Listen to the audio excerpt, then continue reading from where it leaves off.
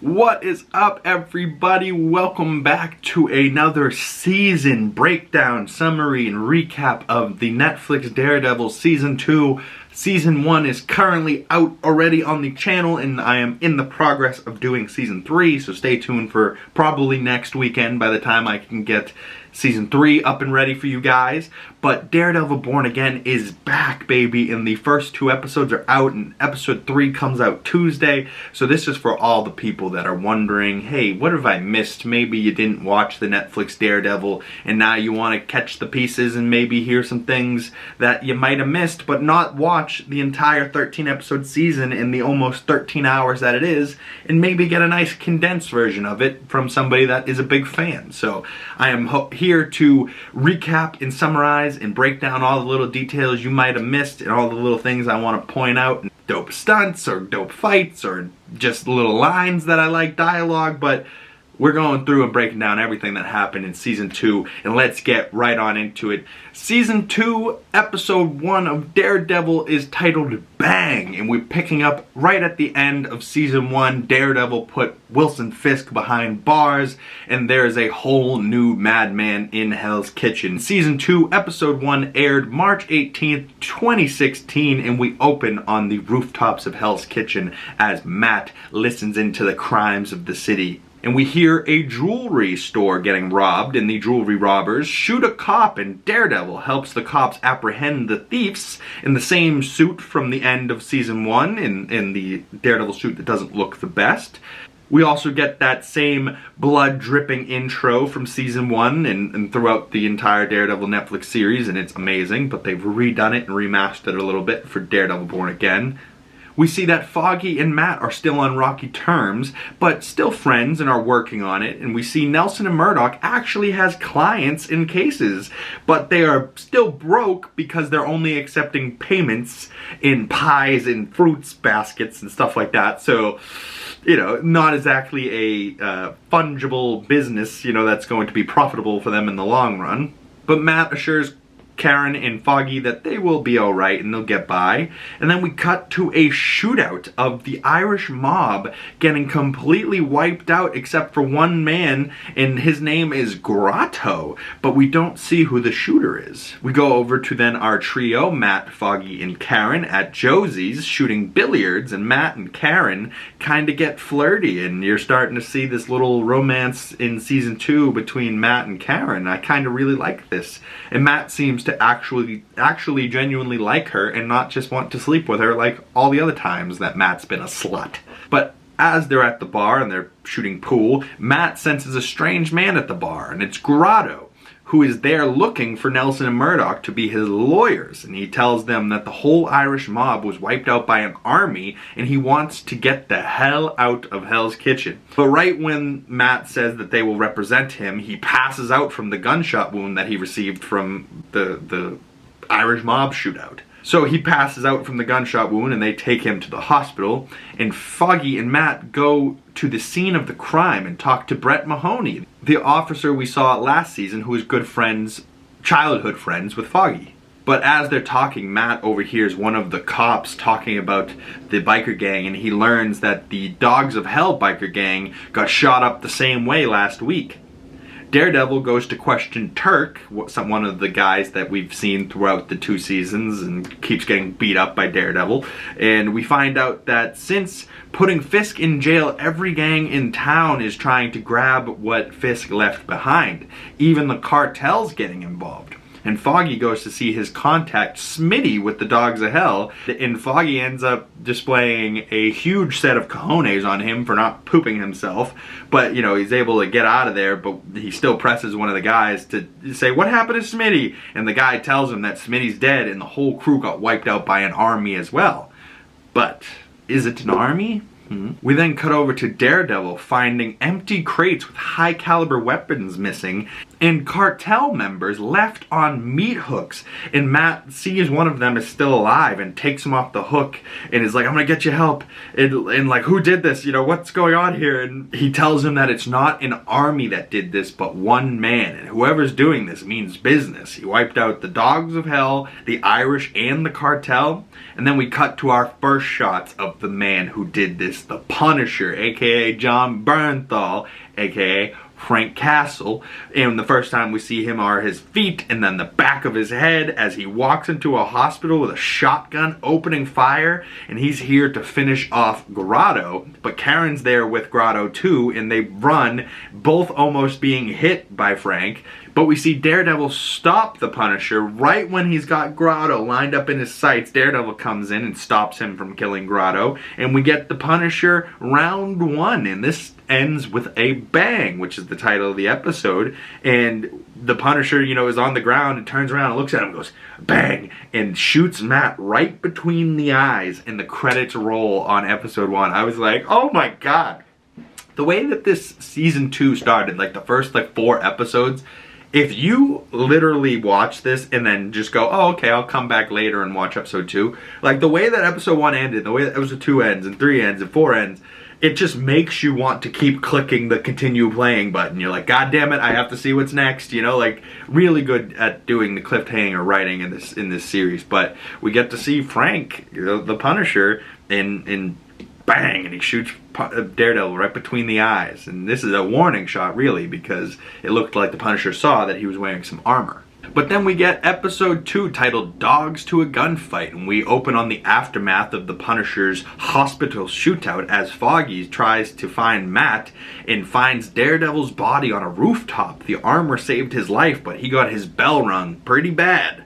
And Foggy tells him to rest while he goes and handles Grotto and that case and what's going on there, and trying to find him and make sure he's fine with Karen. But we see Matt has a pretty serious concussion. His reflexes and hearing are incredibly affected, and something as simple as getting water, you know, makes his ears almost bleed with the ringing and the sharp pain that it causes. And we see that he drops the water, and then this causes his hearing to just start ringing, and he can't hear anything and can't hear himself scream, and he starts to, you know, hit the wall and scream, but he can't hear himself. So as a blind man, this must be terrifying, you know, where hearing is how you see, and all of a sudden, because of this concussion, you know, his nose is bleeding and he's just like, can't hear a thing. Poor Matt. We then see the DA Reyes is trying to push over Foggy as a not serious law firm, but Foggy put on his big boy pants today and, you know, kind of stands up to her, and she's like, all right, well, let's go and see if your client's even worth it. And while they're in the meeting with the DA, we hear the cops referring to the shooter as the Punisher, and this is the first time we hear Frank referred to as the Punisher. We see that DA Reyes is dirty as hell, and she wants to use Grotto as a rat with a wire and set him up as a trap for the Punisher. We then cut to Frank going into a pawn shop, and he buys a police radio and asks for the videotape and the shotgun underneath the counter, but he only takes the shells out of the shotgun. And then he goes to walk away, but the little perv behind the counter tries to sell him some kiddie porn and says she's all of 12. And he turns around and grabs a baseball bat and just goes and beats the hell out of this guy. He almost got out of there, but he had to open his mouth and be doing some fucked up shit like selling kid porn. Crazy. We finally then see Matt's hearing returns when he hears a knocking at the door, and it's Karen coming to check up on him. And she's barely holding on, as she was not appreciative of almost being target practice for the Punisher. But she questions Matt and says, how long can she be told that he fell or walked into something? And he's like, well, you know I'm blind. And she's like, and you know I'm not a fucking idiot. And this is the first time that we start to realize that Karen's starting to put together that Matt's not telling her the truth and that he's hiding shit. But she changes the subject and fills him in on Grotto, and that the people are calling him the Punisher, and that she thinks Daredevil is the reason for the Punisher, and that the people of Hell's Kitchen letting Daredevil practice vigilante justice and then applauding him for it. And now this guy decides to take his own, you know, vigilante approach, but his way's messier and kills people. And this pisses Matt off for being compared to the Punisher at all. And he's like, they're not connected. And she's like, I don't see how they're not, right? Like, so now Matt has to deal with being the reason why someone like Frank Castle, the Punisher, decided he could go out into New York and take matters into his own hands because Daredevil did the same thing, right? Like, so she's got a point, but Matt is very upset about being compared to Frank Castle. We're nothing alike. He kills people. We then see Matt goes to suit designer Melvin Potter to get his mask repaired after getting shot in the head. And Melvin says it could have been a kill shot. If the bullet was like 1 inch in either direction, it could have been a kill shot. So whoever shot him clearly knew where to put that placement of the bullet to not kill him. Matt then goes to find the Punisher's hideout, and we see that Frank saved the dog that was being poorly treated by the Irish. So Frank, on the inside, is a good man, but he's a soldier, and he is probably the best damn tactical, pure will, driven by rage and heart type of soldier there is. And, you know, but he's definitely a killer, you know. And Grotto goes in wearing the wire like a pig to slaughter, and we see Frank kill a bunch of guys, and a truck comes in and crashes, but it's got a guy taped up to the wheel, so it's not Frank driving the truck. Set up this whole thing. And then we see Frank has Grotto in his sights again, and Daredevil stops him for a second time. And now we get Punisher Daredevil round 2. And Frank can really take a punch and throw a punch, and is a great shot and a madman and tactically trained. This is not Matt's normal guys he's going up against. But the two of them go crashing through a skylight window, and the glass breaking fucks with Matt's hearing because he's still recovering from this concussion. And Frank sees that he's, you know, not able to see where he is, and is able to sneak up around him, and he grabs Daredevil and is able to put him unconscious and take him, because we see Foggy rushes over to see where Daredevil and Frank are in the skylight, and they're gone and nowhere to be found, and the credits roll in episode 2. So now you're like, oh my god, Frank's got Daredevil? What? I have to click on episode 3. So then we get episode 3 titled New York's Finest, leading us to getting this amazing poster of Daredevil chained up on the chimney. Oh, I love this poster. And I love this episode, right? Like the whole Daredevil Punisher just butting heads like rams and talking, and Punisher's got him chained up to a chimney. Like, oh god, such a good episode, good scenes, great dialogue between Frank and Matt. And episode 3 and 4 are like the longest of the season, so bear with me here. Because this episode opens on Matt's earliest memories as a young boy in a flashback, as a nun is telling him to rest and is cleaning him up, and we see blood is leaking out of a bowl. And then we cross-cut to present day as Matt is chained up to a chimney by the Punisher, and the Punisher sees him wake up and goes, "Morning, sunshine." We then cut over to the DA on the scene of her botched trap for the Punisher, and Karen yells at her for using Grotto as bait. And Reyes is real bitch, and it's like, I'm gonna blame you guys for all this. And Tower's like, and she's like, you're just gonna blame this on us? It wasn't even our fault, it's your fault. And Tower's like, I didn't hear her say she would blame you. I don't know what you're talking about. And they all walk away as like scummy cops. Oh, this DA's office does not make you want to like cops, you know what I mean? The only person in this show that makes you want to like cops is Officer Mahoney, friggin' Brett Mahoney, Foggy's friend, and he's the only like good cop we've seen in this show so far. We then go up to the roof as Matt and Frank have a great conversation as Frank stitches himself up on the roof, and Frank tells Matt that the only way he leaves out of here is if he wants him to. And Matt asks him, why didn't you take off my mask? And Frank says, because I don't give a damn who you are. And Matt's confused why he didn't kill him. He's killed everybody else. And Frank's got heavy firepower up on that roof, and he's willing to do what is required, like a real good soldier. Foggy then goes to talk to Claire to see if she's heard from Matt, and the hospital's packed. Grotto calls Karen after bolting from when Frank showed up, and he says he's done making deals and tells them to go to hell, and blames them for, you guys said I would be okay, I blame you. And they're like, we didn't know that they were gonna do it, you know. So they promised they'd protect Grotto. Grotto wasn't protected. Grotto's now on the run, scared shitless, and just trying to get the hell out of Hell's Kitchen as fast as possible. Matt now starts to piece the clues together about Frank, and says that he is definitely a soldier, and asks how many missions this is, 10, 20, and says he could stop now and walk away. And Frank says, walk away, could you do that? And then Matt asks Frank, are you Catholic? From New York? And Frank says once, but tells him to stop digging.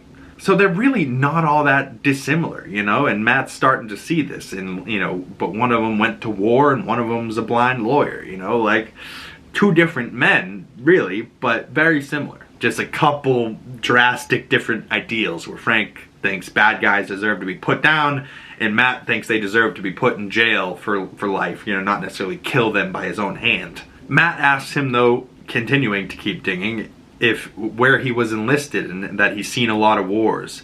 And Matt doesn't kill anybody. And Frank says, "You think that's why you're better than me?" And Frank says, "You're just one bad day away from being me."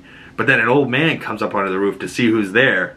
Uh-oh. We cut over to Foggy talking to Claire at the hospital, and she mentions Luke Cage vaguely, not by name, but says he's the reason for her new shift from hell because she decided to help a different vigilante, and this ended up landing her as one of the only nurses on duty as the hospital's packed.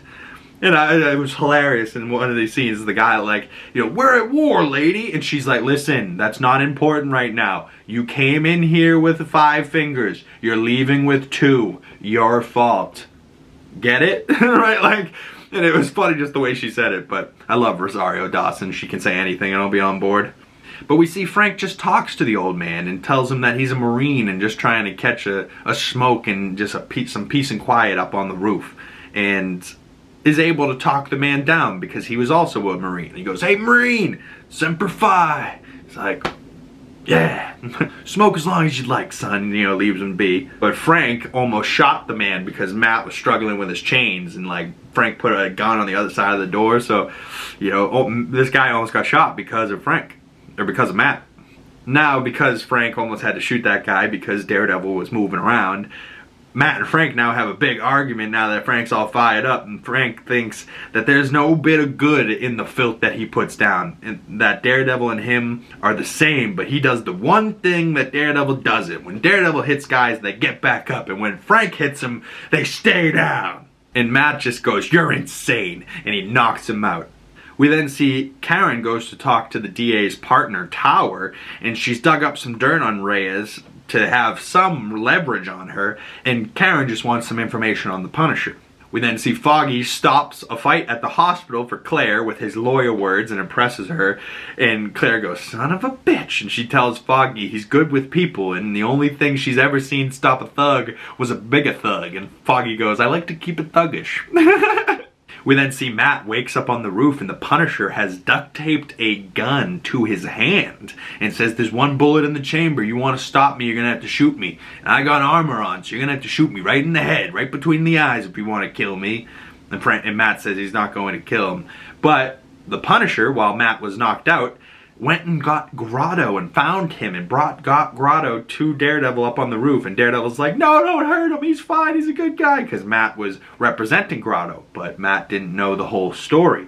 And Punisher makes Grotto tell Daredevil just how bad he is, in that he didn't just kill a guy, you know, another bad guy. He killed an old lady just because she saw his face and witnessed him do it. And, you know, Frank's like, "You still want to fucking save this piece of shit?" And Matt's like, "I'm not going to shoot him." And Frank's like, "Fine, I will unless you shoot me first." And Matt's like, "I'll hand him over to the police myself." And Frank's like, "You shoot him now or either way he dies and his death's on you and you're a killer." And he's like, "What kind of choice is that?" He goes, "The same choice I make every single time I pull the trigger, and the same choice I'm gonna make right now." We see Matt shoots the chain off of the chimney and rushes at Frank, but Frank gets a shot off into Grotto's chest, and Matt starts to punch Frank with the chains that are tied up around his wrists. And Matt picks up Grotto, and he's like, "I'm gonna get you to safety, I'm gonna get you to a hospital," and Grotto's like, "Put me down, dude, I'm dying." And as he takes like his last breath, he looks into Daredevil's eyes, and he's like, "Why didn't you stop him?" So now this is just more guilt that Matt has to live with. Oh. And this is crushing for Matt, but this also enrages him, and he takes the fight to Frank with the chain still tied up on him. But Frank gets a grenade launcher off into the Dogs of Hell's motorcycles, which is across the street, their club that Foggy went to earlier in this season. And then the Dogs of Hell start running up to the rooftop to find Daredevil and Matt, but Matt hits the gun out of Frank's hand and knocks out Frank and puts him in the elevator. And just when they're about to leave, the Dogs of Hell attack the old man that was on, you know, that Frank talked off the roof. And now Matt has to defend the helpless old man. And we get this tremendous shot where Matt knows the gun is not loaded in his hand, but these guys are attacking him, and he's like, get back in your apartment. And he's like, what are you gonna do? And he like smashes the light. He goes, I'll be all right. And then he goes to shoot the gun, but it only had one round in it, and you just hear it click, and then he just smirks and laughs as now a dope hallway fight breaks out as Matt now has to defeat the Dogs of Hell one on a bunch, and then this leads into a giant hallway fight down into a staircase fight, all in like this crazy oneer that's like got some stitch shots, but it's crazy and it looks so good. And Matt really enjoyed beating the hell out of those guys, but no more killing. But he beats all of them and then sees that Frank's gone, not in the elevator anymore. And then we cut over to see that Karen is digging through the Punisher files that Tower gave her, and it's mostly dead bodies and crime scene photos that Frank's left behind. But she finds an X-ray of in his medical record, and Frank at one point got shot in the head at one point and has lived from his bullet wound to the head, and it looks exactly like the comic book accurate Punisher symbol, but it's an X-ray of his head, and the image is kind of dope, and you're like, oh, teasing the Punisher is actually coming, and maybe the comic book accurate suit is coming. And honestly, by the end of season 2 it comes, but like you gotta wait till the end. But hey, this then leads into the Punisher series after this. And then this leads into episode 4 titled Penny and Dime, and we open on the Irish mob having a funeral, and a high-ranking member of the Irish mob walks in and is like mourning one of his sons was killed, and then stabs the new boss in the eyes with an ice pick, and then goes, alright, everyone alright here? And everyone in the Irish is just kind of like, okay, I guess you're the new boss. And the Irish start looking for the shooter, aka Frank, and we see them strong-arming a bunch of people in Hell's Kitchen, just civilians, for information, and it leads them to Frank's hideout, but Frank isn't there, but they have a clue to the central carousel, which is pivotal to Frank's family and his story, and they take Frank's dog, but Frank is outside and sees this all happen, but they don't see Frank. We then see Matt getting dressed for a funeral when Karen arrives and helps him with his tie, and we find out that Karen has a brother that she used to help tie his ties as well. And this is where she got good at tying ties. And they are going to go to Grotto's funeral, and it is just Karen, Foggy, and Matt and the priest that gives the sermon. And Matt tells the priest that they did everything he could, but why does he still feel guilty? And the father says, maybe the guilt means that your work is still not yet finished. And Matt says thank you and goes off to find the Punisher and continue his righteous work as the Daredevil. We then see Frank putting something in his arm and tying it up, but this will come back later, before hopping out of the van and heading to do some Punisher work. Start punishing. Karen then shows Matt and Foggy the X-ray of Punisher's head and says that he was shot in the head, and she thinks that maybe Reyes is covering something up. And Karen takes off, and Matt's like, she took the files, and he's like, I gotta find her, but Foggy says to find Frank first. We then see Daredevil goes over to Melvin Potter and gets his new suit, which is the Season 2 suit, which looks so much better than the Season 1 suit, so I'm glad Frank shot him in the head so that he could get rid of that mask.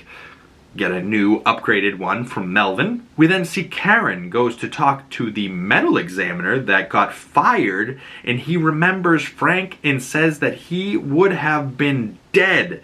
And there's a bunch of suits there. They pushed for a DNR, a do not resuscitate, and they pulled the plug, and he was actually dead for about a minute, and then his heart started back up by itself. So these suits, whoever they are, were there at the hospital when Frank got shot in the head, and were pushing for him to get not resuscitated, but Frank was just too stubborn and wouldn't die, and came back to life and grabbed the medical examiner and pulled him close and just said one word or a couple words to him, take me home. And the guy was like, I knew I'd get fired for it, I shouldn't have done it, but the guy took him home. And Karen goes, his home? And finds out the address to Frank's house. We then see Frank goes and sits outside of the carousel in the park that we learn is a very pivotal location for the story of the Punisher and his family and what has happened to him, and it's devastating. But the Irish shows up and says, you want to come with us or you want to make a mess? And they inject him with some kind of knockout drug, but Frank kills a bunch of them first before getting tasered, and that slows him down, but it seems to not work as Frank overpowers the taser, but then the drugs that they inject into him start to kick in along with the taser to finally bring him down. We then see Officer Mahoney talks to Daredevil in his new suit in red, and it looks really good, at the murder scene, or a murder scene, and it's dark red lighting, and this is the first time we see the new cowl, which looks so much better. But, you know, Matt finds out now information about who did this murder, and the Irish have been going around looking for Frank and information on Frank, and, you know, Matt's like, oh boy, I gotta speed this up. We then see Karen goes to Frank's house and breaks in. Oh boy. And Daredevil goes to get the guy that injected Frank with drugs and tortures him for information. We then cut to the Irish crazy guy from the beginning of the episode, tortures Frank and wants his money back. And he's like, your son died and all you care about is money? And the guy pulls out a drill and drills Frank's left foot. And you're like, oh, this is gruesome. We then see Karen super paranoid at Frank's house, and we see that it hasn't been touched, and she sees the kids' rooms, and she sees the book, 1 Batch, 2 Batch, Penny and Dime, where the title comes from, and she's seen his war medals on his wall. We then cut back to Daredevil coming for Frank and the Irish and coming to save Frank, but doesn't know necessarily that Frank is there at the moment, but is coming for the Irish to fuck them up and get them out of his city. The crazy Irish guy brings in the dog that, you know, they were torturing before, and they say that he'll torture the dog if Frank doesn't talk, and Frank's like, listen, I'll talk, just don't hurt the fucking dog. And he's like, he's an animal lover, isn't that sweet? And tells him that he left his money in a van, but we see that Frank has rigged the van with a bomb, and we see that Frank put a razor blade in his arm, and that was what he put in his arm earlier in the episode so that he could take out the razor blade when his arms were tied up and cut the duct tape that is tying up his hands and cut the duct tape that is tying his feet to this chair. And he ends up now then coming and killing all these guys as Daredevil knocks out the rest of them. And we see Frank gets shot and he's hurt bad, but he's like, 1 batch, 2 batch, penny and dime, 1 shot, 1 kill, right? Like, and he just starts going into his mantra, and he's just like, I don't care how hurt I am, how beat up I am. Frank's got too much will to stop, right? Like, he just keeps going, and the engine churns and just chugga, chugga, chugga, chugga, kill, kill, kill. And like, that's just Frank, baby. He's a beast. But as Frank's hurt bad and he's like behind this thing saying his penny and dime, Daredevil shows up and Frank says they all gotta pay, every last one of them. And Matt goes, they will, but not tonight. And he tries to get Daredevil and him out of there, and Daredevil and Punisher kind of have a team up. Kinda, but Matt has to keep stopping Frank from killing. And then we see Karen sees a photo of Frank and his family, but she triggered a motion detector in his house, and an unmarked van with the guys in suits show up. And you're like, oh boy, Karen's in trouble. Matt and Frank get out of there, and Frank and them now talk, and he's like leaning up against a gravestone, and he's like shot and beat up, and Frank's like, I was wrong about you. You're not a pussy. And Frank says to him, you would have made one hell of a Marine, Red. And Matt asks him what the rhyme he says, and Frank tells him that, you know, I really think you might really be the devil. And Matt's like, yeah, me too. But Frank tells him about his family and reading the book to his daughter. And the first time that he ever felt scared was getting on the plane ride to come home from war. And like, he was never scared at war. And then the first thing he did when he landed was going to see his daughter at her school. And he's in her classroom, and he's crying, and the teacher's crying, and everyone's crying except his daughter, not his little girl. His little girl's holding him up and saying, I knew you'd be back, Daddy. I knew you'd be back. Meaning, you know, he'd survived the war and come back for her. And then Frank says once he actually got home and walked into his house for the first time was the first time he felt tired, you know, just tired. And he didn't read to her that night because he was so tired. And he knew that she grew out of it, and she knew she grew out of it, but she wanted just her daddy back and, you know, to read to her one more time like she was still a kid. And he goes, Daddy will read to you tomorrow night, but he didn't know that there wasn't going to be any tomorrow for her.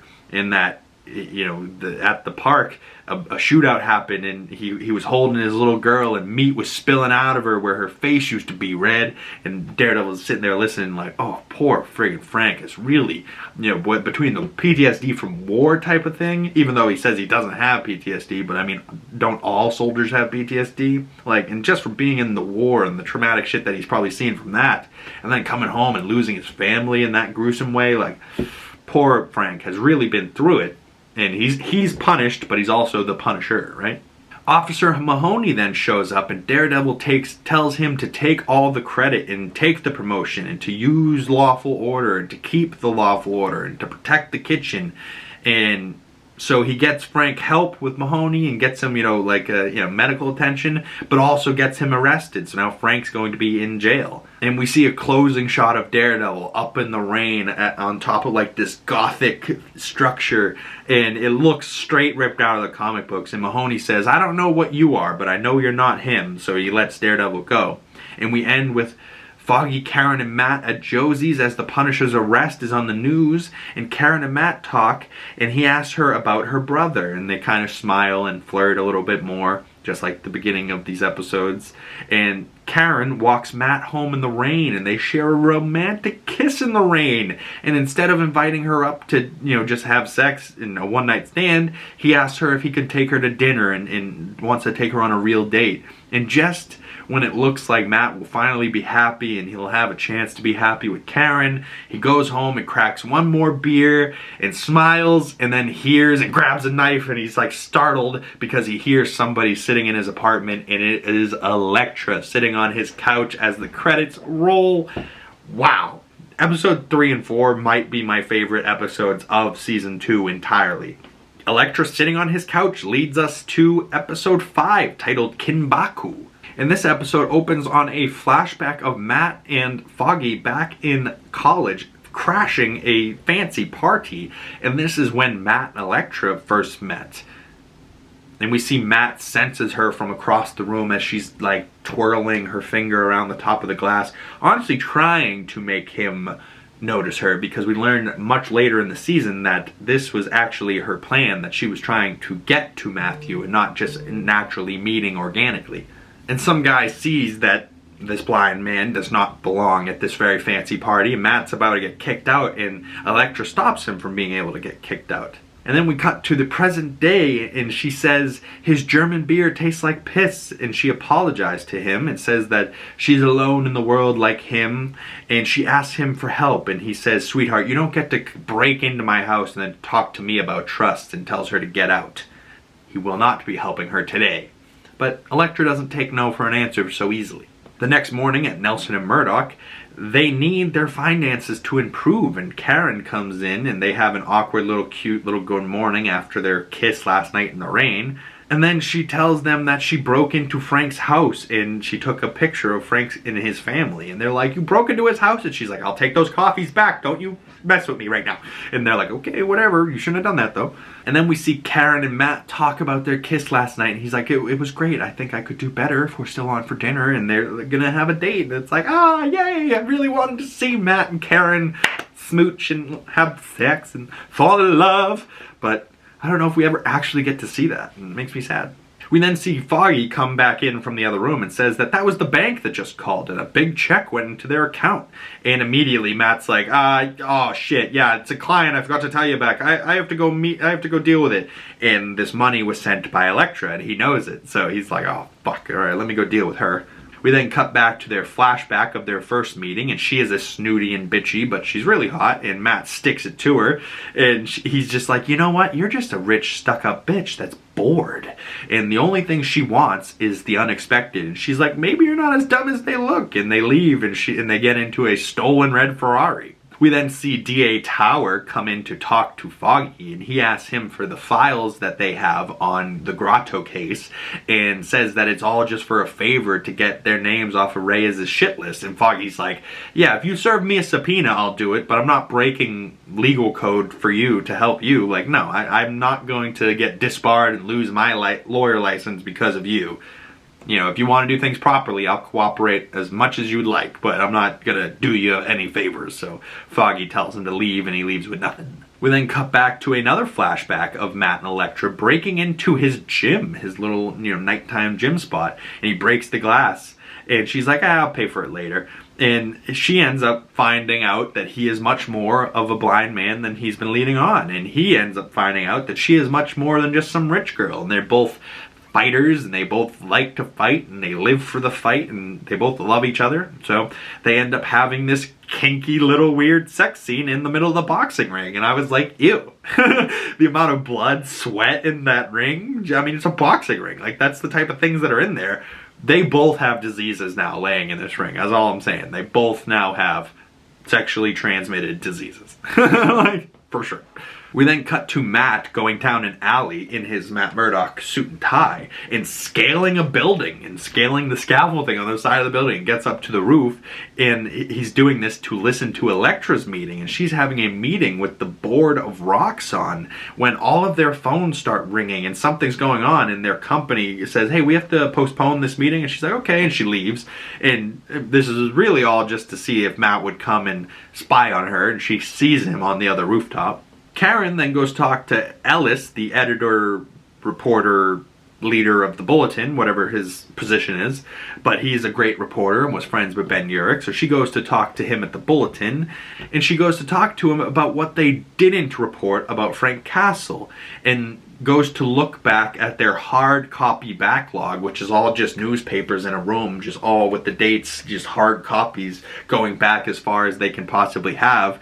And she goes back and she's in there like all day looking for, you know, information and, you know, something about Frank that can lead her in another direction, in a new lead, you know. We then see Foggy talks to Marcy at Josie's, and she says her new law firm is dealing with another vigilante named Jessica Jones. A nice little Jessica Jones shout out in season 2. What's good? I've been watching season 1 of Jessica Jones currently, and I'm almost done with it, and it's honestly crazy. And what's his name? Kilgrave is like a nuts villain, and I really like how Kilgrave and Jessica bounce off of each other and how weird and crazy they are. But that show's getting good. And she's got like Luke Cage is in there fucking Jessica Jones at some point. You're like, okay, I'm into this. And Marcy also tells Foggy that Reyes is aiming for the mayor's office by using the conviction of Frank Castle to make a stance against vigilantes.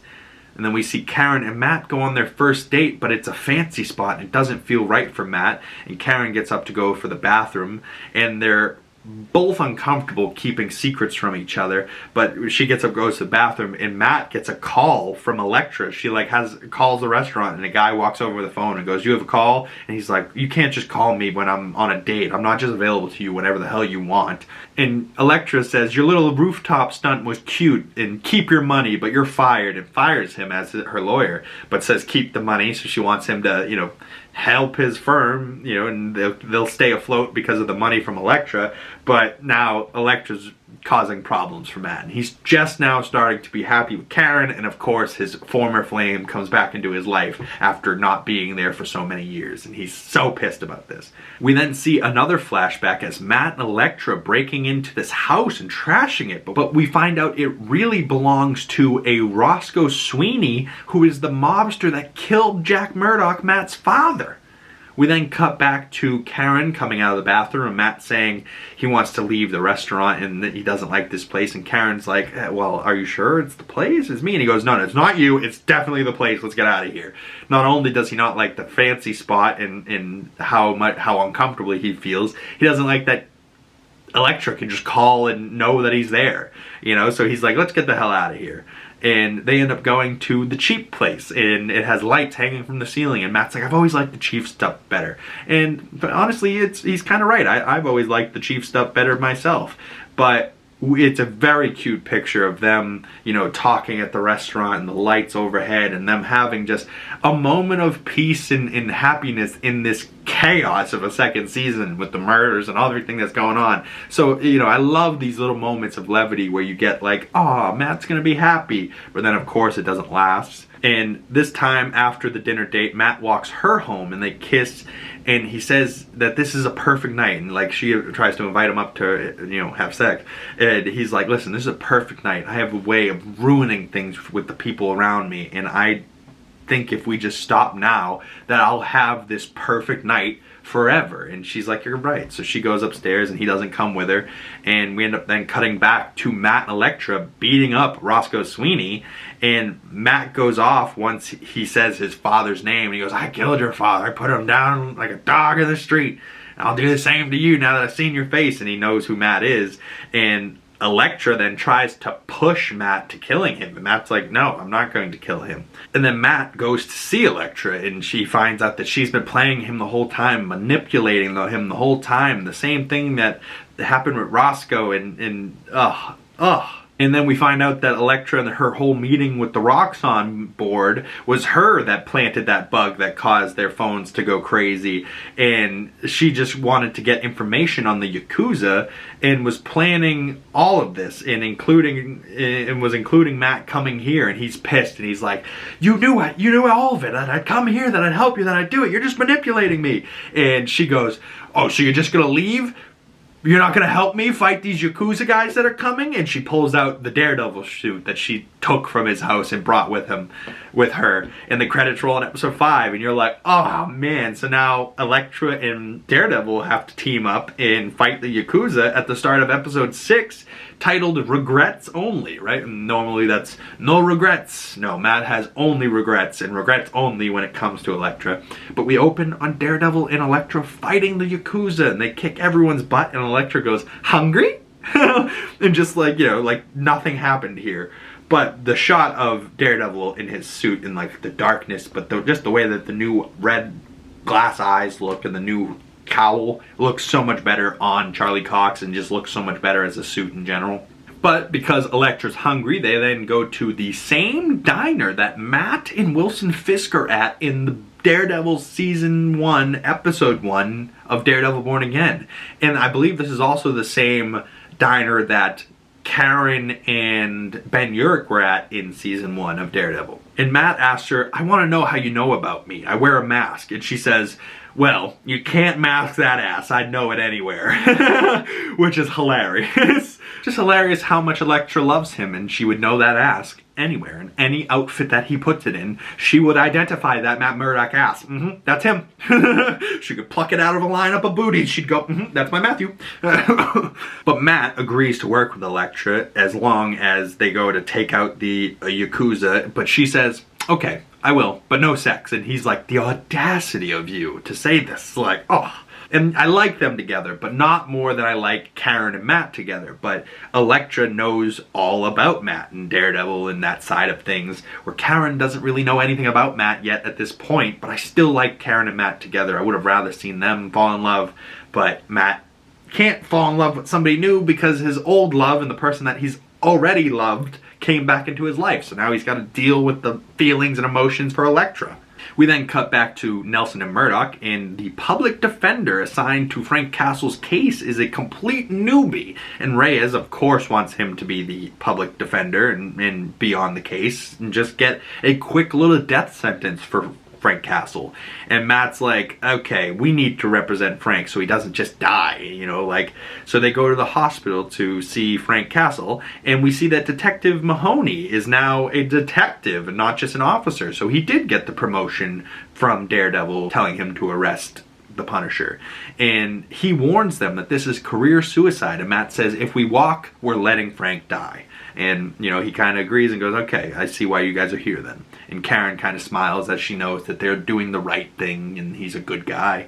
They all go in and talk to Frank and tell him what his cards are. And Karen, because he's not necessarily cooperating or talking to them, Karen shows him the photo that she got from his house. And he's like, you were in my home? And then Reyes storms in and pulls them out of there. And Matt gives Reyes the business because this is the first time that Matt has had an encounter with Reyes, where before it was just Foggy and Karen, and Foggy had to give her the business. But Matt gives her the business and, goes legal terms like, you can't pull us out of here. We would like to go talk to our client. And it's too late for Reyes because Castle said he wants Nelson and Murdock to be their new lawyers.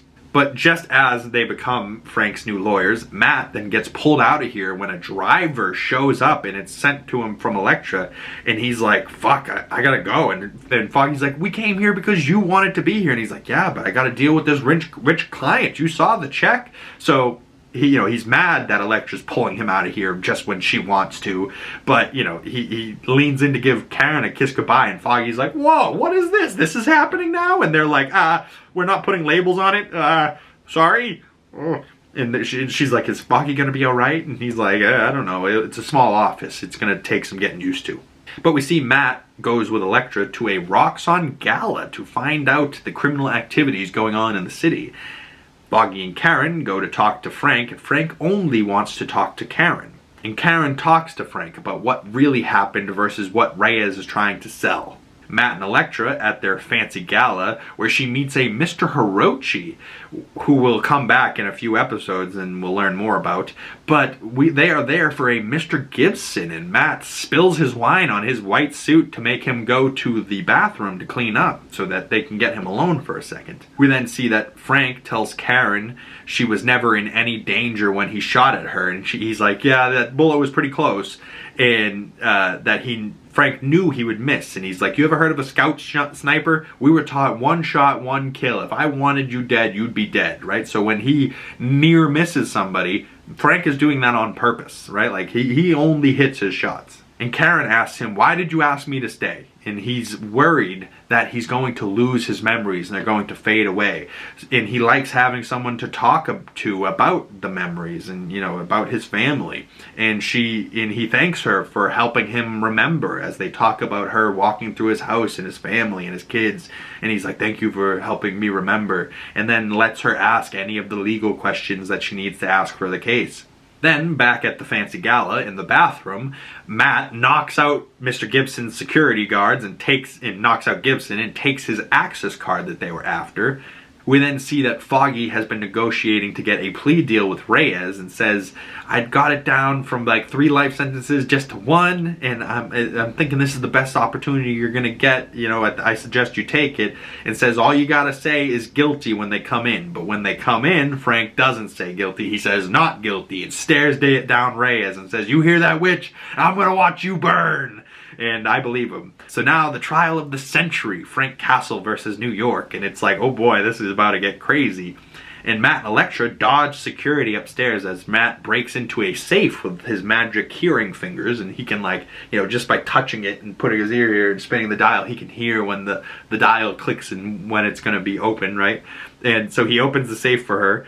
And then the security team finds out that Gibson was knocked out in the bathroom and they start coming upstairs for them. And then Matt here's a secret room that they are able to actually find what they're looking for, and they're looking for a Roxxon ledger. But they see the ledger has like a hidden code in it, and they can't make out what it is because it's, you know, in a secret Yakuza code. And they're only able to escape out of there after beating up a couple of guards when they sneak into a room and pose as a drunk couple that snuck off to have sex in one of the offices. And they're able to fool the security and get out of there with the Roxxon ledger that they were there for. And then we see that the Hirochi, Mr. Hirochi, kills the guards that were supposed to be protecting Mr. Gibson. And he's like, I'm sorry, I have nothing against the Yakuza. And he's like, who said I was Yakuza? They are actually the Hand. We then cut to Foggy telling Matt what he missed when he was out with Elektra. And he says, I hope your schedule's free because The People vs. Frank Castle starts next week. And I could only imagine watching this back in 2016 when episode 6 drops and having to wait a week for episode 7 and just being like, what the hell, this show is getting nuts. And the credits roll as we go into episode 7, Semper Fedelis, which I believe is Semper Fi, like the Marine term. And we open on jury members saying what they think of Frank Castle, and some are saying that he's a hero and some saying he's a crazed murderer, as Nelson and MURDOCK are struggling to find a fair jury without prejudice for Frank Castle. But the judge says everybody in New York's got an opinion on everything, so Frank is heading to trial. Matt suggests trying the PTSD angle for Frank. Karen goes to talk to Frank about going for the PTSD mentally ill case, and Frank sees right through that and says, I'm not crazy. I'm not PTSD, and if you want to have somebody to, you know, as a character witness for me, you can have my old CO as a good character witness for his old commanding officer. But we also learn that Karen is trying to help Frank find the people that killed his family. And Matt is trying to work on the Frank Castle case, but Elektra calls and she says that they have a big chance to translate the ledger that they stole. But they have to go interrogate this dirty coke bag professor, and they end up finding out that the ledger translates to a shipment coming in tonight at 11 in a train car. Karen goes and tells Foggy that Frank won't go for the PTSD case and says that they need Matt to have an opening statement of the year, and they need to get the medical examiner to crack on the stand to have any chance at all in this case.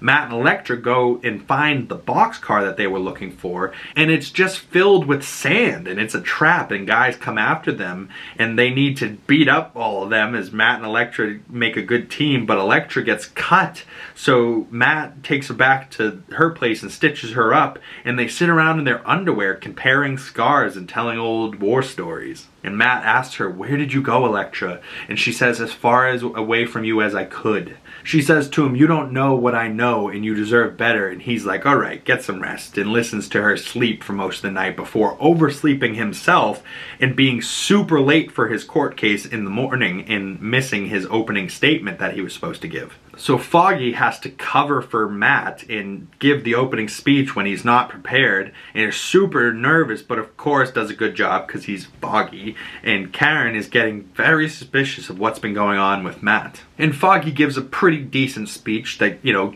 gives them some type of momentum, but when he goes back to his seat, Frank leans over to him and goes, "That was a pretty big slice of bullshit there, counselor." I love John Bernthal as Frank Castle. He's so perfect. And we see that Matt walks in last second and catches the end of Foggy's speech, and he's like, "Listen, you did a great job, and but let me take a crack at the medical examiner Tapper. Like, let me do something. Let me help." And he's like, "Listen, you should have been here. You wanted to take this case. What are you doing?" He's like, "I know, I'm sorry, Elektra." But they don't know about Elektra yet. We then see that Karen catches Matt up on the case, and they have dinner and back at his place, and they go over ways to get the witness to slip up on the stand. And Matt's like, "You're really good at this. Have you ever thought about going to law school? Because Nelson and Murdock would be a lot more fun as Nelson, Murdock, and Paige." First time we hear that, which culminates to Nelson, Murdock, and Paige becoming a thing in Daredevil Born Again. Hell yeah. But their conversation ends up, they end up talking about Frank and right or wrong, and you can't say it doesn't work. And Matt's like, "You really believe that?" And she says, "Yeah, maybe it's," and he's like, "Maybe it's a good time for us to call it a night. We've had a little bit to drink. This is a crazy case, but like, you know, she's clearly like, you know, has murdered Wesley, so she thinks not necessarily because you killed somebody you're a bad guy, right?" So, and Matt's like, "No, if you kill, you're a fucking murderer and you deserve the worst and you deserve to be in prison forever."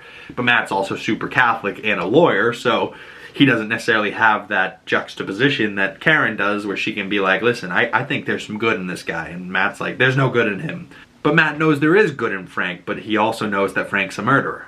And we see that Elektra was listening most likely for a while to Matt and Karen's date. And you know, Elektra's like, "Oh, I didn't know that pairing wine and Typhoon meant so much to you." And Matt kind of grabs her and goes, "Listen, I told you to stay out of my life, and like it or not, she's important to me." And she's like, "God, sorry." And then she tries to get him to go out. He's like, "I have a case in the morning." And she says, "Fine, you finish your homework, I'll go do some research." But we find out what she actually did was go to Tapper, the witness, and, you know, torture him and make him say on the stand the next day that what he really did. So Tapper the next day at court admits everything on the stand, but also admits that some lady came and tortured him, and the judge throws his whole testimony out, and they can't use it because clearly somebody tampered with the witness. And Elektra thinks she was solving Matt's problem, but really she just created a whole nother problem, and Matt's pissed. But Matt tells Foggy that it was Elektra and that he knows it was her. And Foggy's pissed because he's been lying again the whole time. And he's like, "Elektra's not the problem, Matt. You are. Stop lying to your friends over and over again. Like, it's not helping." And then, you know, they have a big fight in the bathroom. Foggy storms out of there and says, "Don't even come in tomorrow. Me and Karen have done all this work, and, you know, you can go have fun with your girlfriend." And Matt's like, "She's not my girlfriend." And he's like, "Then you can tell Karen about her." And he walks out all pissed. And Karen's like, "What's going on?" And Matt walks out, and she's like, goes off on him and goes, "I've done more work on this than you. You can't just talk to me and treat me like your secretary." And he's like, "Are you asking as my coworker or my girlfriend?" She's like, "Both." And he's like, "Yeah, I can't do this right now." And he walks out, and she's like, "Yeah, okay, whatever." And so she goes, does her own thing, and Matt's like, "Okay, what is she up to? What is Foggy up to? It doesn't matter. I have to go deal with Elektra." And Matt goes and finds Elektra and tells her again to stay out of his life. It says that and she's like, "I was only playing by your rules." And he's like, "What rules? If you don't get what you want by day, you take it by force by night. And he's like, both sides of my life are mine, and you need to stay out of them. And, you know, so they fight, but they really love each other, and you know they do.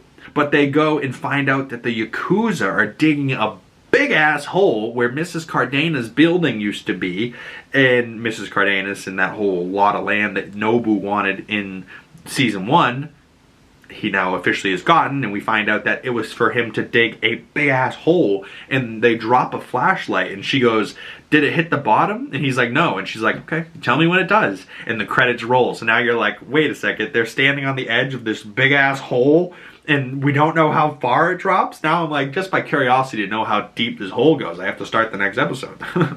And episode 8 starts, Guilty as Sin, as we open on Matt hearing that the flashlight is hitting the bottom almost 40 floors down. And this is a deep ass hole. And he then hears Yakuza ninjas are coming, but Matt is struggling to hear their heartbeats, so he's not as effective fighting. And Elektra goes for a kill shot, and Matt says no, and it ends up getting her sliced across the gut pretty badly. And then we see Stick comes in to save the day and kills the guys, and Matt carries Elektra back to his place, and Stick has to do some healing voodoo shit that he's got to pull out of his ass to save her. And it's kind of funny because he's asking Matt to get all these things to save her. And he's like, get the tea, damn it. And then he finally saves her. And Matt hands him the tea. And the tea was just for Stick. And he just sips it and goes, thank you. And you're like, oh, Stick, even when he's saving her and being a prick, like, he's just always such an asshole. But he's also hilarious. I really love Stick, but I hate him at the same time. But Matt then finds out that Stick has known Elektra the whole time. And this is like a stab in the back from Elektra and from Stick. And he's like, wait, what? You know who she is? And he's like, of course, I've known Ellie for a long time. She's such a fighter. And he's like, what the fuck? And he starts to like fight him and press him for like answers. And he's like, listen, I'm not done in there. You know, sit down, Maddie. I'll talk to you after. Let me save her life first. We then see Foggy at court, and he's like, I told Matt not to come in tomorrow, but I didn't think he was supposed to actually do it. And he's panicking, but he's alright because Karen's with him and says, you can't keep thinking about losing. We gotta start thinking about winning. And he goes in to question a witness, the commanding officer of Frank Castle, the character witness that they told him to get, and it is played by Clancy Brown, who just played Salvatore Maroni in The Penguin and has voiced many characters, and Clancy Brown is the legend that he is. He's also in things like Starship Troopers, loved him in that. Shawshank Redemption, I'm pretty sure he's in as well. Clancy Brown, legend. They talked to Clancy Brown's, the commanding officer, about one of Frank's missions where Frank single-handedly saved the entire unit and, you know, disobeyed the commanding officer's orders, but saved everybody anyways. And, you know, if it was up to the commanding officer's orders, they would have all died, but Frank got them all out of there and did it himself. Instead of sending one of his men out to handle the guys, he went out by himself and killed everybody, bringing them to safety, right? And they all thought he was a goner for sure, but then he's just sitting in the helicopter waiting for him, right? Like, Frank's a badass. Even when he was in the military, he's always been a badass. We then see Matt back at his apartment once he knows Elektra will live, and Stick, you know, tells him this. He then starts to beat up Stick and make him tell him everything. And Stick tells him about the Hand and the ancient war that they've been fighting and the one that they've been talking about since like season 1. And he tells him that the Hand is an ancient clan cult type of thing that have gone back many generations and have always come to power, and they're looking and they're after for this thing called the Black Sky, which we saw one of those little kids is a Black Sky that Stick murdered in season 1, I believe. But Stick says they have never been able to activate one, but they always try and they will continue to try again. And then Stick tells Matt about a kid that fought back against the Hand and killed a bunch of the Hand's deadliest warriors, grew up and got all the best fighters and gathered them to fight against the Hand. And they call him the Chaste. And I think this is the group of fighters that will become the Defenders in the Defenders show. And I'm guessing, I haven't really seen the Defenders, so I'm guessing that Stick forms that group of fighters and they're the Defenders going up against the Hand for one final time, you know what I mean? And Matt's like, so in this fairy tale of yours, you're the Chase? And Stick's like, believe it or not, you know, think whatever you want. You know, I knew you'd react like this, and this is why I never told you. And he's like, oh, this is good. You know, it keeps you as the hero, gives you an excuse to kill. You know, it's good. But I actually kind of think that he might be the Chased. You know, he might be hundreds of years old, or however old Stick actually is. We know he's a great warrior and fighter, so that part's true at least. We then see on trial, Foggy is trying to swing that Frank kills as a crime of passion, and some kid lashes out in the courtroom saying, I don't care what you've been through, you killed my dad. And then Frank goes to talk to Karen afterwards, and he's like, I did that. You know, I did that. And she's like, yeah, you did. And she asks him to take the stand, and he's like, why would I do that? And she's like, listen, we need you to tell your story, and like, no, we need to hear what actually happened to you. And he says he would take the stand for Karen. But Foggy says only if Matt does the questioning, right? So Karen's like, we don't need Matt for this. And Foggy's like, listen, I'm better at some things, Matt's better at some things. I need Matt to question Frank. Matt then goes and talks to Elektra and asks her if anything was ever real between them, or if it was just a mission for her. And she says she fell in love with him. And Matt says, we don't have to kill our enemies like Stick.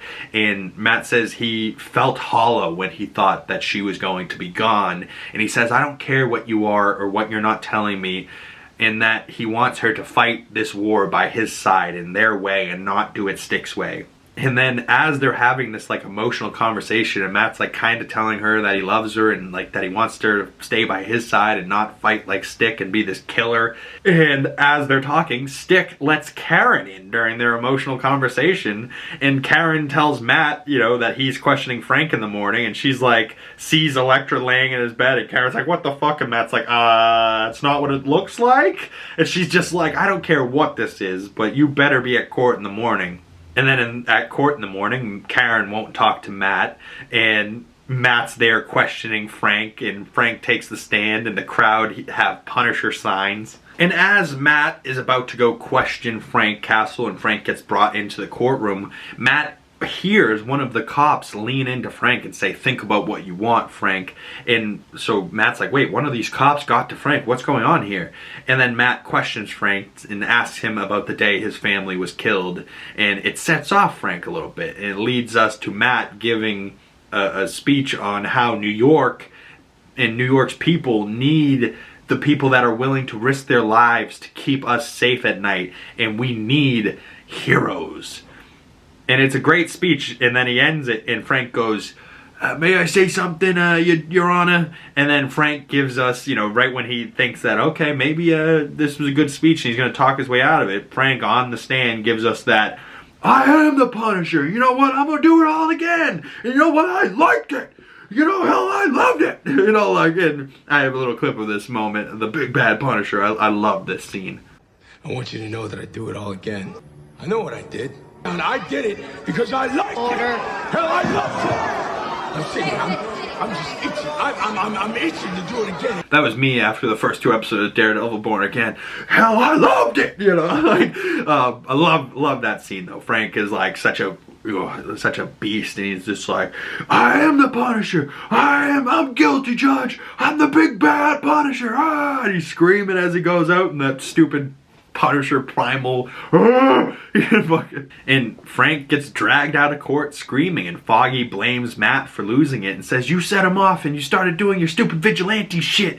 And Karen's like, I'm sick of the excuses. Maybe you're an alcoholic, maybe you're sleeping with a whole harem of women, maybe you're in a fight club, but you're right. The city does need heroes, and you're not one of them. Little does she know he's fucking Daredevil, but she is so mad at Matt, and this is kind of like they're falling out, and he's like, oh my god, what the fuck? Foggy's mad at me. We lost the Frank case. Styx betrayed him. Elektra is crazy. You know, like Matt's just like, you know, pulling every which direction, and nothing's going right.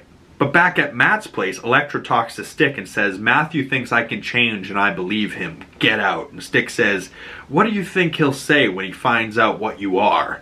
And Stick says, you don't know what I've been protecting you from. And she says, I can protect myself. And then Stick leaves and says to one of his guys who's driving him and says, all right, enough of these amateurs. It's time to get the band back together. Head for the wall. Where's he heading? I don't know. The wall? Matt comes home to find Elektra sleeping in his bed, and she says, I want to be with the only person in the world that thinks I'm good. And then Matt like kind of tucks her into rest, and a member of the Hand, a ninja, snuck into Matt's apartment and shoots him through the back with an arrow, and it comes through his chest, and you're like, holy shit, Matt's gonna die. Like, ah. And they fight throughout Matt's apartment, and Matt ends up seeing that this guy that they're fighting is just a young guy, a young man. And Elektra, as soon as Matt sees that he's a young man, Elektra comes up behind him and slits his throat and kills him. It doesn't look like she's going to be able to change her ways of killing so easily. And Matt's like, what did you do? And Elektra's covered in blood, and she's like, this is who I am. Do you still want me? And it's such a weird line, but it's also like, oh my god, she's so crazy. She's such a killer. Of course Matt doesn't want her. He wants Karen. But Matt passes out from the arrow wound, and we see Frank in prison gets brought by the cop that whispered to him at the trial to Fisk running things from prison, and we haven't seen him all season, and just the end of episode 8's post-credit scene is the first time we see him, and Fisk says to him, as we see Fisk lifting like 450-pound bench, as there's like 545s on either side, he's just like benching away, and he racks the bar and says, I see you got my message, and credits roll on episode 8, and you're like, holy shit. So Frank had that outburst in court because if Wilson Fisk sent him a message and wanted to get him to cell block D where Kingpin is, and now Frank and Kingpin have this conversation. You're like, what the fuck? This is crazy. We then go to episode 9 titled 7 Minutes in Heaven, which might be the craziest hallway sequence of the entire series in this episode 9. And of course it's Frank Castle, it's not even Daredevil. You're like, yeah, Frank's a fucking animal. But we open with Fisk getting checked into jail. So we go to a little bit of a flashback and see how Fisk has come to power in this prison system. And we see a Mr. Dutton is the current kingpin of this prison. And he says, cut the shit, fat man. You ain't never seen a throne that you didn't want to sit on. And honestly, just because Dutton says this to him, I think Fisk takes it personally and makes it his personal mission to take Dutton's throne and be the kingpin of the court system and run everything from the inside. We then see Fisk smartly gets himself some muscle and a smart man on the inside who tells him what Frank has been up to on the outside with a newspaper. And Fisk says he sounds like he's very deserving of his name, the Punisher. This then catches us up to the moment where he says, so you got my message, and the intro rolls. We then check in with Matt as his arrow wound through his chest, and Elektra has his apartment cleaned by a bunch of guys come in and make it spotless like nothing ever happened here. And Matt's upset with her because she killed the kid, and he's like, you know, what the hell, we should call the police. And she points out that even if you did call the cops, it would sound crazy. I killed a member of an ancient organization named the Hand, and they're digging a giant hole in the city. Maybe we should tell them. Maybe they need a good laugh. And Matt says he heard her adrenaline spike and that she enjoys killing and breaks things off with her and tells her to leave. Fisk convinces Frank to kill Dutton, but Dutton also knows who's responsible for his killing his family. And Fisk says he can get him passage to Dutton, and he can only get him a 7-minute window where the title 7 Minutes of Hell, or 7 Minutes in Heaven, come to. And yeah, no, but it's more like 7 minutes of hell. We then see Foggy goes to see Matt and says we should close up shop, and Matt thinks maybe he's right and Foggy deserves better, and Matt's done apologizing for who he is and says maybe he should start over on his own and he'll be better off without Matt. And Foggy says, see you around, Matt, take care of yourself, and he leaves. And this is kind of like the breakup of Matt and Foggy, and you're like, no. Karen has found evidence on their missing John Doe, but Foggy says there is no more Nelson and MURDOCK, and Karen just wants the truth, and he gets it. And he's like, I'll let you know if anything changes, but you know, Matt's the reason why you're not getting the truth. And he tells Karen, listen, maybe we should both start thinking about lives outside of this office. And the breakup of our trio is honestly heartbreaking. Nelson, MURDOCK, and Paige, it's so much better when they're together. I don't like when they're split up. Matt goes to find the Mr. Gibson from episode 6 and makes him talk and says that they took his son, and Daredevil makes Stan take him to where they're holding his son. Karen goes and tells her guy at the Bulletin, Ellis, about her missing John Doe, and that the medical examiner, Tapper, said he covered it up, but this was closed to the public, and she was one of the only few people that heard it. And Ellis says, okay, let's go find him. I'll go with you, and goes with her and won't let her go by herself anymore because it's dangerous out in this world. They go and talk to the medical examiner, and he says that the mayor asked him to step down after the Fisk trial, or the Frank trial. And they get the medical examiner to tell them about the John Doe that he found. And he didn't have a name, but he found something in his left shoe, a police call sign, a special code, and that the guy wasn't just a normal John Doe, that the guy was an undercover cop. So this was a sting operation at Frank's family's murder. We now get then Frank's 7 minutes in heaven as he goes to question Dutton and find out what he knows. And Dutton says he remembers brokering a deal between 3 different parties, the Irish, the Dogs of Hell, and the cartel. And it wasn't a massacre, that it was a police sting, and they wanted to, the guy that's in charge, called the blacksmith, a guy that had a line of pure heroin from the Middle East, and Frank kills Dutton, and we see that Fisk set up Frank so that we get this crazy hallway Punisher sequence in 7 Minutes of Heaven. And this Punisher hallway sequence is unbelievable. I mean, it's like 1 out of 11, and it's like Frank versus these inmates, and Frank like kills most all of them, if not seriously wounding most all of them. And the fight starts with him charging down the hallway, friggin' fighting everybody, and then it ends with him, standing up, and he's got blood all over him, and we see that the final guy he killed left a blood-soaked Punisher symbol on his chest on his white uniform, and it's like the first Punisher logo we see on his chest is a blood-soaked one, as he's covered in blood and dripping blood, and you're like, oh my god, Frank Castle is a psychopath, but also so good at killing and just survives, right? Like, he should have died in this, but he lives. Like, he's 1 on 11 and he wins. And then we see the cops come in and drag his ass out. We then cut over to Mr. Hirochi from episode 6 is a part of the Hand, and Daredevil questions him, and he says that he is not the only devil that will walk these streets. And Matt hears blood bubbling from the basement. He's like, what are you guys doing here? Karen gets Ben's old desk from her new boss, Ellis, at the Bulletin, and she is now a reporter, and she found a job real quickly.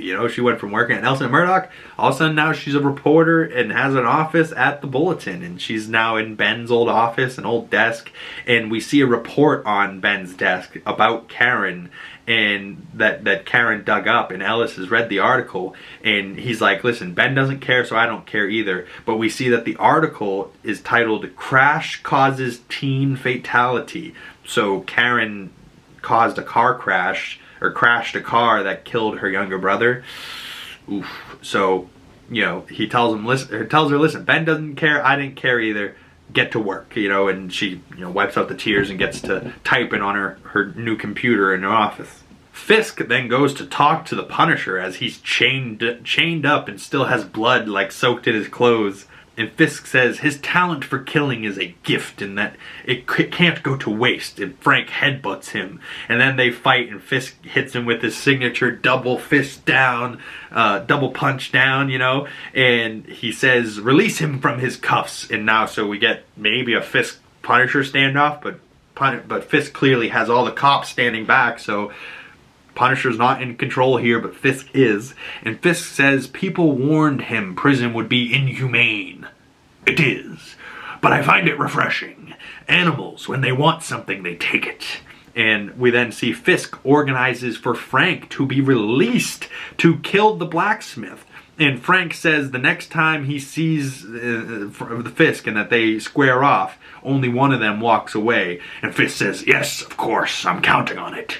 We then see Daredevil goes down to see the Hand are draining these people of their blood, and that's what the blood is bubbling into, like this box, as they're like just draining them of their blood and farming them for their blood. And we see one of the people that's getting their blood drained is Mr. Gibson's son, Stan's son. And more people come for Matt, and we cut to Dutton on life support as Fisk eats dinner next to him as he slowly dies. And Fisk is just like, peacefully eating dinner like, I hear you're dying slowly.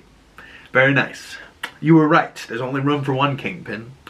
You know, and since they're just having a calm dinner next to this guy on life support, and we see then Frank walks right out of prison with what Fisk was able to set up for him in police riot gear, just walks out the front door and just is able to walk free.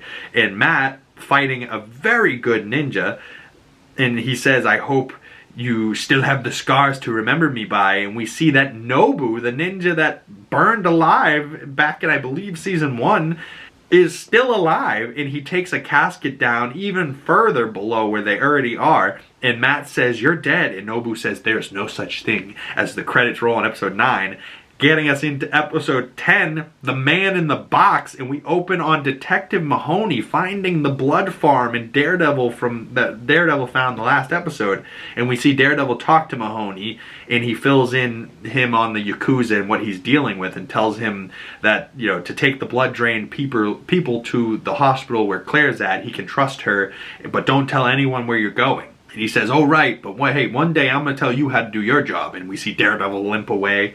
But Claire then takes in the hurt people at the hospital and does her best to bring them all back to life. And she sees that none of them have fingerprints and that they were all burned off forcefully. And we then see Matt comes to see her and tell her what she's dealing with and what's going on. And that more hand members will be coming to finish the job and will be trying to kill these people. And she cares about Matt. And she's like, okay, are you hurt? And he's like, yeah, kinda. And she checks out on him a bit and gives him some ibuprofen. And he's bruised up pretty badly. And she says, you're a lot of things, Matt Murdock, but boring is not one of them. But Matt then hears that the Punisher has escaped and shit just keeps going sideways. Matt, Foggy, and Karen then get called in by DA Reyes about Frank Castle's escape, and Foggy says that Frank was on cell block D, and Matt connects the dots that Fisk is on cell block D, and he made this escape happen. He just knows it. Matt makes Reyes lay all her cards on the table, and Reyes informs them that the blacksmith was who they were actually after, and that she was responsible for his family dying, and that it was her sting operation and she didn't clear the park of civilians. And she says she found an x-ray of a skull in her daughter's backpack this morning and that she just wants to find and stop Frank. And we then see somebody opens fire on the DA's office, which I'm pretty sure is at, like, you know, City Hall or something, and opens fire, killing DA Reyes, District Attorney Reyes, and she dies laying face down on her desk. And honestly, good. I didn't like Reyes. She was a bitch. But she was also dirty as hell, we learned. So, you know, she deserves it, kinda. But is this Frank that killed her? Because we see in this process of, you know, whoever lit up this office, Foggy gets shot in the shoulder in the process. We then learn that Foggy will be okay, and Matt says he's got to go find him. And Tower tells Karen and Foggy that Reyes was pretty dirty, and she was trying to cover her own ass and was getting sloppy, and that's how Tower found out, and she was altering medical reports. And that's why Tower slipped Karen the x-ray of Frank's medical records. Matt then goes to see The Man in the Box, which is the title of the episode, and we see that Matt Murdock and Wilson Fisk have a little standoff in prison, and Matt calls him out for getting Castle back on the streets, and he denies it at first, but then Matt brings up Vanessa and says he'll get her visa pulled, and Fisk attacks Matt and grabs him and goes, "Speak her name again! Go ahead, do it!" And Matt's like, you know, a blind lawyer, and he doesn't know that he's Daredevil at this point. At least we don't think he knows, but like, he doesn't know he's Daredevil, and beats the hell out of this blind lawyer.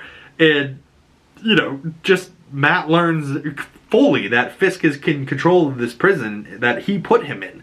And maybe Frank Castle's way is the only way to really stop criminals like this. Fisk says, "You're worried about Frank Castle will do to Hell's Kitchen. Just wait for when I get out and what I'm going to do." And Matt leaves bloody, hearing Fisk's heavy heartbeat slowing as he enjoyed that beating. Karen goes to the bulletin and talks to her new boss, and he's like, "What the hell, are you alright? You were at the shooting?" And she's like, "Alright, next dumb question." And he's like, "Wait, so..." She thinks that going after whoever was involved with Reyes and the medical examiner, it could be next. And he's like, "Okay, let's go talk to this tapper. Maybe he's still at the motel." We see Elektra at a private airport hangar as a Frenchman tries to flirt with her, but he knows exactly who she is and knows that her real name is actually Elektra. Karen and her boss Ellis go to the motel, and Tapper has already been murdered, and she says, this isn't Frank's style. And he says, what are you talking about? Like, not his style. Like, you're projecting, and you're thinking this guy isn't a psycho. And he's like, I've seen this before. And he goes, why you would think the man behind the gun is a good guy, I don't know, but you know, and we know that the reason she's projecting this onto Frank is that she killed somebody, and she's thinking that she is still a good person behind the gun, but she did her killing in self-defense. So technically she is still a good person, but she is kind of a killer. We then cut back to Claire at the hospital as Stan's son wakes up, and she goes to talk to Matt on the roof, and he could hear her coming, and she's like, you should go visit Foggy with his bullet wound downstairs. And he's like, I can hear him, he's flipping channels, the Jets are up 7-0. Oh, he changed the channel. You know, you can hear Foggy, but he's, you know, Daredevil up on the roof, so he can't go downstairs and talk as Matt because he's too busy being Daredevil. And Claire tells Matt that she found in her patient's bloodstream that they each had 8 different substances in their bloodstream. She thinks that they weren't just being drained, that more stuff was being put back in, like a human chemical farm that could be tapped as needed. And Matt blames himself for not doing more, and she says he says the law feels useless. Everything he does just gets undone. And she says, you're talking to the right person. I mean, you're talking to the person that patches up the same 3 junkies every night. And Matt says he's done. No more law, no more friends.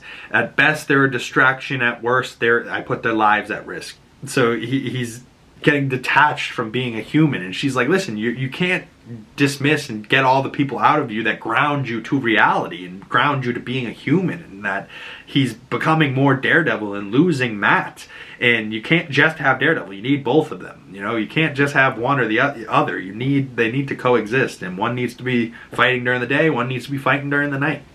And he needs to be able to have a life and have friends that keep him grounded to reality. We then see Karen back at her apartment with a police detail as she hears 2 thuds as their officers outside were put unconscious. And she pulls out a gun, and it's Frank, and he's here to talk to her. And he says Reyes wasn't him, and that someone's setting him up.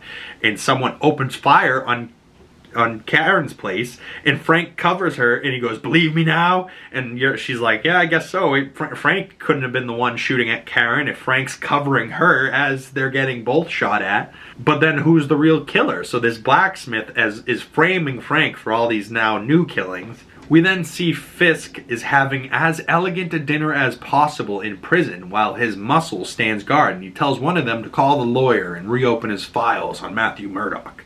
So is this Fisk figuring out that he might be Daredevil? And does he figure this out because he beat up a lawyer and that lawyer didn't press charges or, you know, try or do anything legally?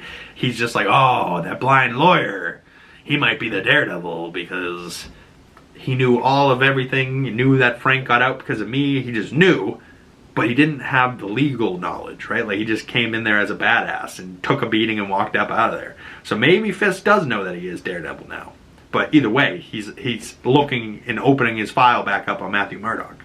We then see Elektra fights the Frenchman in the airport, and he says that Stick sent him, and she kills him. Now on a vendetta, heading to kill Stick at any cost. We then see back at the hospital, alarms start to go off as Claire sees the blood-drained patients are all up and seem to be in some type of trance, and the boy that had woken up first killed his father Stan, and Claire runs out as Matt hears grappling hooks as the Hands ninjas are scaling the side of the hospital and the side of the building, and the credits roll, and it's like, okay, good thing Matt's on the roof. But we head to the next episode titled 380, which is like a decimal point 380, which I believe is a type of caliber of gun. And we open on Daredevil fighting the Hand ninjas as they have come for the patients. And the ninjas kill Claire's nurse friend Lisa, and Claire gets thrown out of a window, and Matt dives out of the window and catches her, and they end up grabbing a rope and swinging back in and crashing through another window. And then Matt rushes up to the roof, and he sees that the ninjas are escaping with the patients, but Matt loses them. And, you know, now he has to go find them again and figure out where they went. I love that dive out the window to get Claire. It kind of reminded me of, you know, Joker dropping Rachel out the window and Batman diving after her to save her. We see Matt talks to Claire as just Matt, and he's she's bandaging herself up after crashing through that window, and says that the candle you're burning at both ends is going to catch up with you. And she says that he's in over his head, and he gets a phone call and he has to leave. But Karen gets questioned by Mahoney about her statement from the shooting, but she doesn't tell them about Frank being there and saving her life and knocking out the cops, and doesn't tell them that Frank wasn't the shooter. But we see that the call that Matt got was from Detective Mahoney, and he called Matt because he was worried about Karen, and Matt's like, why didn't you call me, Karen? And Karen's like, what, you would have answered the phone? Like, I don't need you to protect me. And because she still doesn't know he's Daredevil, but Matt's like, you know, trying to protect her. But he ends up going, what are you holding back, Karen? What aren't you telling me? And Karen goes and tells Matt that Frank wasn't the shooter and that she protected him, and she didn't tell the cops that, but she also says that she is not Matt's to protect, and she leaves and goes back to the hotel with a police detail, but says to her police detail that she's going to sleep. But in reality, she leaves and goes and meets Frank, who stole her car, which is Ben Urich's old car that she inherited from him, and is in the parking garage of the building, and they are going to find the blacksmith. We then cut over to Marcy going to see Foggy in the hospital, and Foggy asks, is Matt out in the lobby? Did she see him coming in? And Foggy misses his buddy and just wants to talk to him after being shot. And Marcy tells Foggy that other firms were really impressed by his opening statement at the Frank Castle case, and she asks if she can throw his name out there for different positions at some different law firms. She's got to float his name, but possibly Marcy's getting Foggy a new gig. We then see at the hospital, Claire finds out that the Hands Ninjas had an autopsy performed on him, and they think that the guy was already dead before some piece of shit asshole then comes and makes them stop digging into the ninja and stop talking about him, because he's more concerned about the hospital's money, and he's on like the board, and he's like, we're gonna get shut down for this, no. And they try and cover it all up to save the hospital's ass, which kind of reflects reality and how expensive hospital bills and money can be, and how much hospitals really care about money, and how hospitals should be there, like Claire, to save people that are in need, but really it is a money bank, money grabbing system. We then see Daredevil goes and questions DA Tower and finds a lead that the blacksmith's worst enemies are in Chinatown, which is Madame Gao's territory. Frank brings Karen to a diner, and she says, you surprised I had a gun? He's like, yeah, a little bit, but a 380. That shows thought, and the 380 is where the title comes in this episode. And he goes, that shows some thought. Maybe this isn't your first rodeo. And she says, maybe it's not. And she likes Frank because Frank never lies to her. And Frank goes, so does he lie? And she's like, who? And he's like, the lawyer, MURDOCK. And he says that she loves Matt. He can see it written all over her face.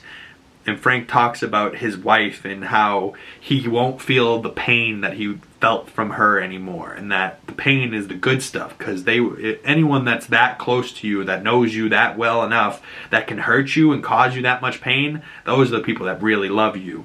And Frank's got a point, but he's like, very sad, and he's like, listen, I'll never feel that pain again, so I know you love him, and that pain's a good thing. You hold on to that pain.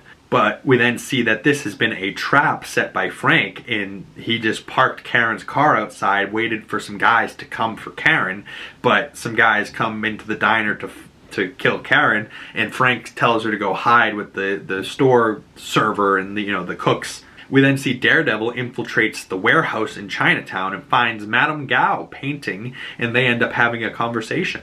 So we see Frank deal with these guys one-on-two, and he shoots one of them in the gut, and one of them's on the ground, and then he smashes a hot coffee pot that shatters over this guy's face, and then he uses a knife and stabs him in the gut repeatedly.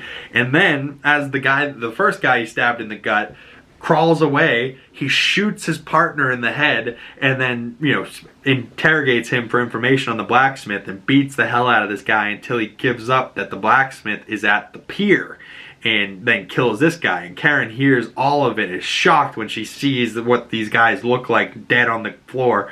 And Frank says to call the cops, and that she should take their protection and to get away from this and get away from him. And he leaves and goes after the blacksmith. But back with Daredevil, Matt is after information about the blacksmith, and Madame Gao leads him to the pier as well, but doesn't tell him which pier, just a pier. So Matt has to head towards the water and see if he can find out which one it is. And Madame Gao warns him that she fears that the path he's taken is not an easy one, and he's like, it never is. But Claire, at the hospital, quits her job because the board is trying to say that some junkie killed her nurse friend and is covering it all up, so she quits her job. Frank then takes out the guys at the pier, and Matt just has to follow the sound of the gunshots. Frank finds the heroin shipment and decides to burn the shipment, dumping gas everywhere all over the boat, and he's going to blow this thing up. And Frank kills everyone and questions the captain, the last guy on the ship, to find out where the blacksmith is. And Daredevil runs in when this guy is just begging for death and saying that he is the blacksmith, even though he's not. And Matt knows that he's lying, and this isn't the real blacksmith. So then Frank and Daredevil fight, and Frank's like, oh, you with your bullshit, Red. It's not working, man. And Matt does a little prayer and says, you're right, maybe just this one time your way is going to be what it takes. And he's like, no, not just this one time. And he's like, just this one time. And more of the blacksmith's guys pull up, and Matt says, if they open fire on this boat, it's going to go up and we got to get out of here. And Frank says, you're right, and pushes Matt off the boat into the water. And then they open fire and the boat explodes. We then see Stick at his place as one of his guys tells him that Elektra killed the Frenchman, and he's like, oh boy, she's on a warpath, she'll be heading to the top. And she's there, and she stabs two of her guys in the car and then goes in for Stick. Matt climbs out of the water as the cops and Karen show up on the scene, and all the guys that show up or that showed up and shot at the boat are dead from the explosion, or Frank killed them afterwards, but either way they're dead. And Frank apparently is dead too in the explosion, and they haven't found his body. Foggy is then checking out of the hospital and talks to Claire on his way out, and is like, listen, you're great, but you're quitting? Oh no. And she's like, your friend's gonna need a new nurse if he gets in trouble again. We then see that the patients are back being used as blood farms for the hand, and seems like they are willingly wanting to be a part of this blood draining process. And maybe they're just hooked to the drugs that they're injecting them with at this point. But I don't know. It seems like they're there willingly, but they could also just be brainwashed. We then see a car crashes outside Matt's apartment, and it Stick's guys who were stabbed by Elektra and dying, and they tell Matt that Elektra has found Stick, and Stick is sharpening his sword on a whetstone, and Elektra walks in and says, we need to talk, and he holds up the sword as they both look ready to fight, and he's like, I'm all ears. So maybe this talking is going to be a little bit more fighting, but that's where credits roll on episode 11, heading us into episode 12, The Dark at the End of the Tunnel. And we open on young Elektra with bloody knuckles training with multiple grown men, and Stick's her teacher, just like he was Matt's teacher when he was younger. And the only difference is she's not blind, and she takes her training too far, and she tries to start killing one of them and one of her partners, and Stick has to stop her and pull her off. Stick's tells her that she's got to learn to control that fire that's in her. And then he says, show me what you can really do. And they have this fight, and then we cut from young Elektra fighting Stick to present day Elektra fighting Stick. And then Matt shows up stopping her from killing Stick, but the hand shows up, and then the three of them have to fight up against the hand. And then the lights go out and they are gone, and they took Stick, and Matt says he's going to save Stick, and Elektra says she's going to kill Stick if she gets to him first. So now it's like a race to see who can get to Stick first. We then cut to Karen still at the crime scene in the morning, and they're waiting to identify the bodies.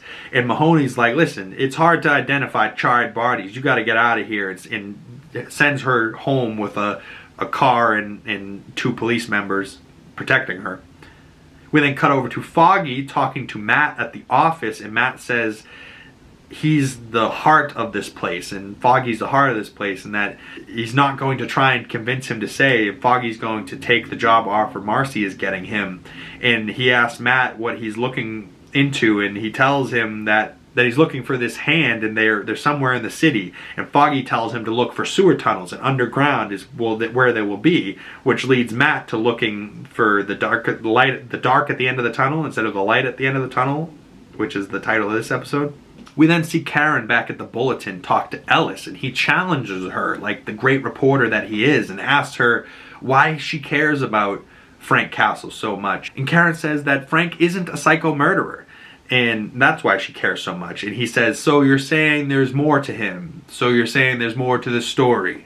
And she's like, shit, you're right. So she's got more to write in this story. And he's like, I know, get used to it. And she says, there may be one more person she can talk to about Frank and tell the story. We then see Matt goes to fight the hand in the tunnels, and he can't hear their heartbeats and only their swords, but one of them drops their sword and Matt can't see him anymore because of this, and the guy notices and punches Matt in the face and runs away, but Matt can hear his blood dripping, so he follows the drips. Karen goes to see Frank's old CO, played by Clancy Brown, who we saw getting questioned at court earlier this season, and we find out that he is the blacksmith the whole time. And I was like, of course he is. You don't get Clancy Brown just to be this one small one-off cameo. Like, yeah, of course he's the blacksmith, and he's the guy the whole time. And he says after the war, some of his men turned back to him and asked, if they could serve him in any way. And this is probably where the heroin business came in, because he had guys willing to serve him and that were loyal and soldiers, so he's got good men and a tap on Middle East pure heroin. So, of course he was fraudulently selling the heroin and trying to pin Frank as the blame and the cause to all of this. We see Matt following the blood drops, walks straight into a trap, but Stick is being tortured in the same building in further down, and under his breath does this little whisper talk that he knows only Matt would be able to hear, and tells him that you've been tracking their weapons and they dropped them, and tracking their heartbeats is rookie stuff. That he needs to track their breath, and as they might be holding it, but as they fight, as soon as they exhale, kick their ass. And Matt does, and he's like, good job. Karen gets in her car with the blacksmith, and she knows Frank somehow was there because Shining Star, it was playing in the cassette player, and we saw earlier in the episode that she took it out and threw it in the glove box, and she knows that Frank would be the only one that knew where that was, and he was listening to it before. And he was like, I used to sing along to that. Could you imagine that? I'm a shooting star. You're my shining star. Right? And like seeing Frank sing that would be hilarious. But, so he put the cassette player in the car. So Karen knows he's there, but just doesn't know where. And then Frank T-bones her poor car that she got from Ben's. Her poor Ben's car is totaled. We then see Stick is being tortured with sticks under his nails, and Matt shows up to save him, and Stick says he's proud of him.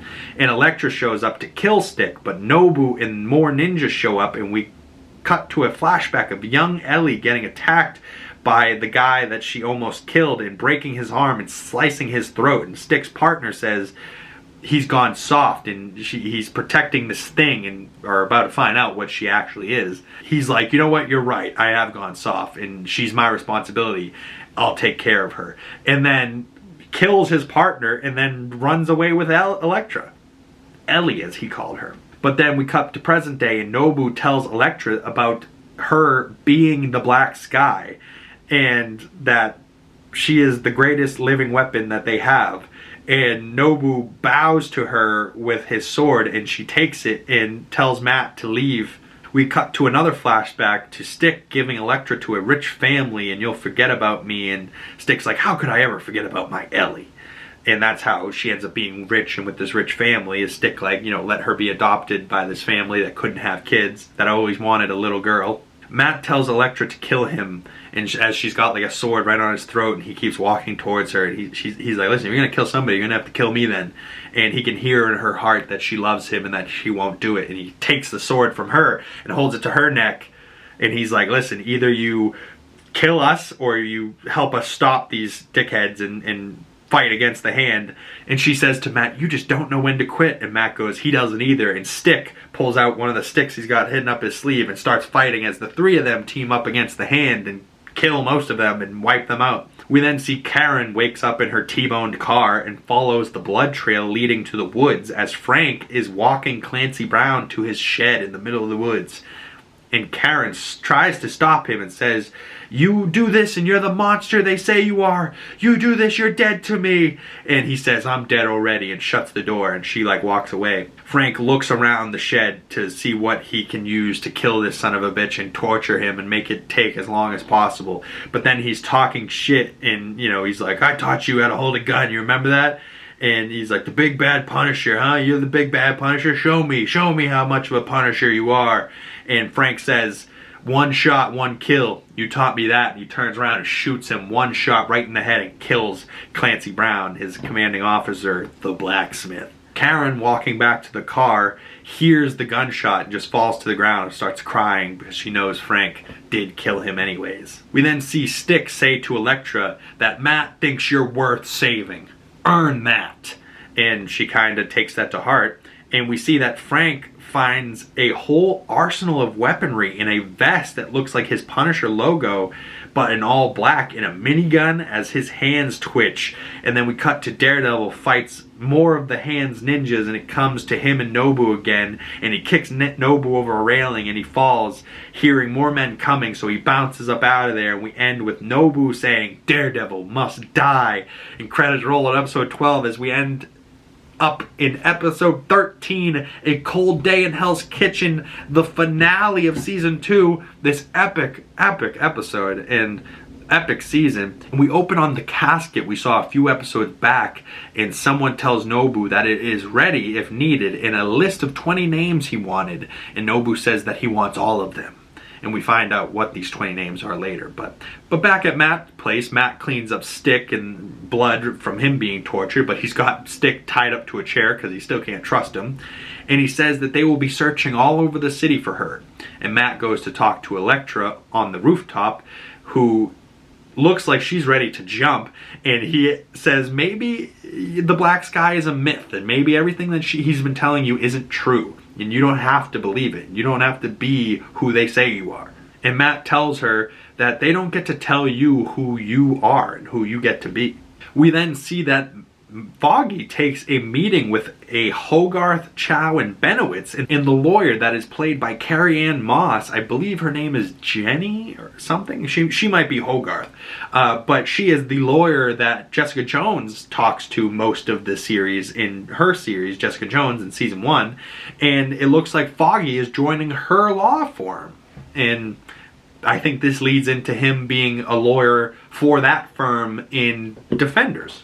We then see Karen leave the bulletin with writer's block as we cut over to Matt goes to Melvin Potter to get Elektra some armor, and Melvin's made him a new billy club with a grappling hook and all types of stuff, so Matt can now kind of swing around. And we actually see this episode him swing around for real, kind of like the same way that he's swinging around in the first episode of Daredevil Born Again.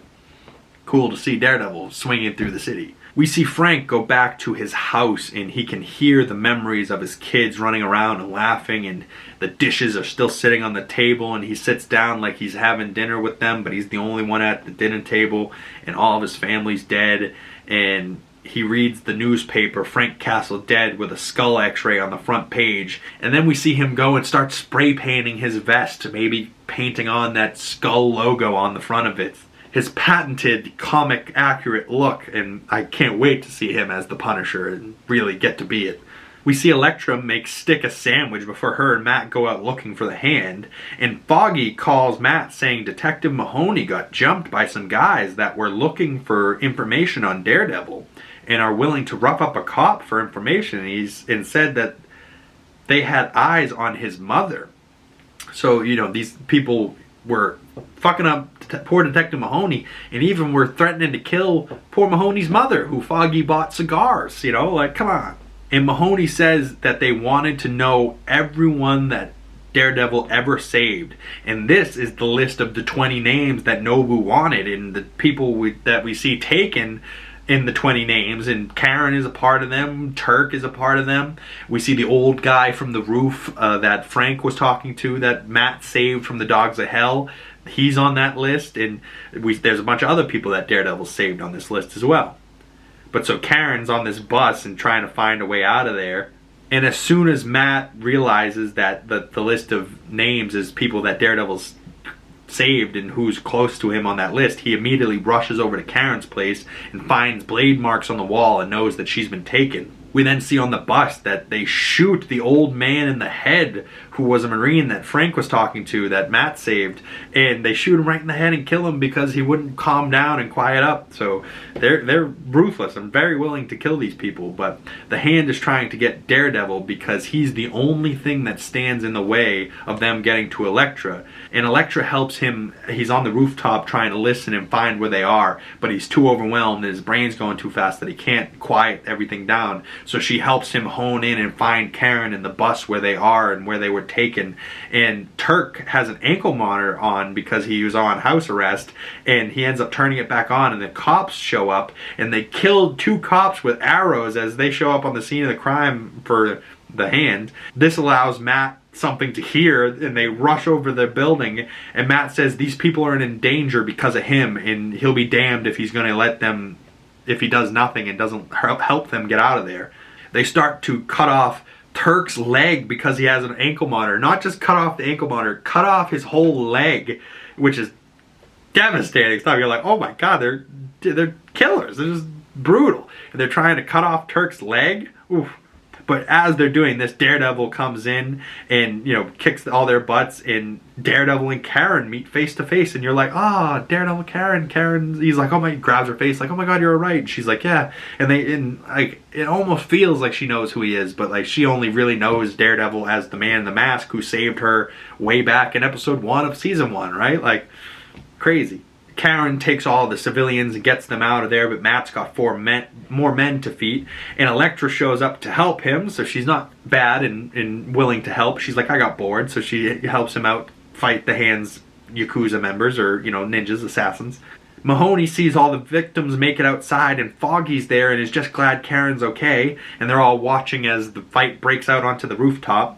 And Matt talks to Elektra and says, what if after this we run and I run with you? And she says, I'm the Black Sky, Matthew. And he says, yeah, I'm the devil of Hell's Kitchen, but let's do this, you know? So I kind of like them together, but I still like Karen and Matt better. But Matt is in love with Elektra, and it's tough. But then they have this pretty shitty, right? It's just not their best fight. It's this dark, shitty, nighttime rooftop fight.